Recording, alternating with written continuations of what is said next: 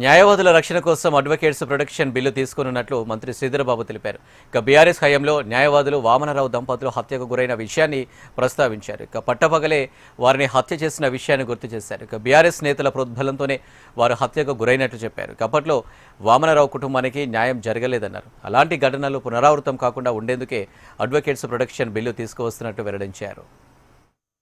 ఇద్దరిని కూడా అతి క్రూరంగా నడి రోడ్డు మీద మిట్ట మధ్యాహ్నం అతి క్రూరంగా మరి ఆ ప్రాంతానికి సంబంధించిన టీఆర్ఎస్ కు సంబంధించిన మండల అధ్యక్షుడు పెద్దలందరి ప్రేరేపణతో ఇద్దరిని కూడా అతి కిరాతంగా హత్య కావడం జరిగింది. అధ్యక్ష, ఈరోజు అడ్వకేట్ ప్రొటెక్షన్ యాక్ట్ ఆనాటి నుంచి కూడా పెద్ద ఎత్తున హైకోర్టుకు సంబంధించి దిగువన్న కోర్టుకు సంబంధించిన న్యాయవాద సోదరులు సోదరిమణులందరూ కూడా ఈరోజు మాకు ప్రొటెక్షన్ అవసరమని పెద్ద ఎత్తున ధర్నాలు నిరసనలు తెలియజేసి, ఎందుకంటే మరి ఆ న్యాయవాదుల దంపతులకు సంబంధించి ఆనాడు ప్రభుత్వ పరంగా పోలీస్ యంత్రాంగాన్ని ఉపయోగించుకొని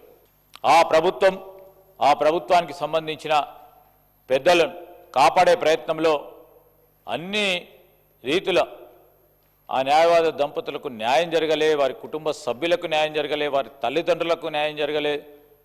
జ్యుడిషియరీకి సంబంధించి మరి ఆ జ్యుడిషియరీలో భాగమైన పెద్దలతో పాటు ఈరోజు న్యాయ వ్యవస్థకు సంబంధించిన ఈ న్యాయవాదులందరినీ కూడా మన బాధ్యతగా వారిని కాపాడుకోవాలి అనే ఒక ఉద్దేశంతో ఈరోజు తెలంగాణ అడ్వకేట్ ప్రొటెక్షన్ బిల్ మొట్టమొదటిసారి తీసుకురావడం జరిగింది.